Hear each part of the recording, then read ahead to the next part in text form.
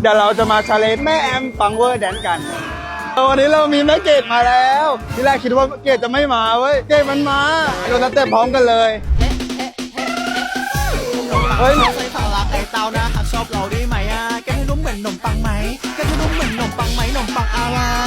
ขนมปังอะไรครับขนมปังอะไรอ่ะปังเวอร์ปังเวอร์ปังเวอร์ปังเวอร์เฮ้ยปังเวอร์ปังเวอร์เฮ้ยปังเวอร์ปังเวอร์ปังปังปังปังปังปังปังเวอร์ปังเวอร์ปังเวอร์ใส่ในแป้งนุ่มต้องปังเวอร์เวอร์เวอร์เวอร์เวอร์ เกดทำแค่นี้พอ ฉันไม่เป็นหนูไม่เคยแก้เลยทั้งชีวิตนะพี่แสดงว่าน้องเพลงเพราะเพี้ยนเคยบอกไว้ฉันทุกคนบอกว่าให้หนูทำอะไรก็ได้หนูพร้อมที่จะทำในที่ทุกอย่างยกเว้นการร้องเพลงแล้วก็การเต้นเขาขอไปหัดก่อนได้ไหมอยู่ๆไปลากมาจากร้านน่ะ พี่ฮาร์ดคือเมื่อกี้บอกว่าเพิ่งหัดวันนี้แหละ ถามว่ายากไหมค่ะมันจะไม่ยากสำหรับทุกคนนะเราไม่ยากสำหรับ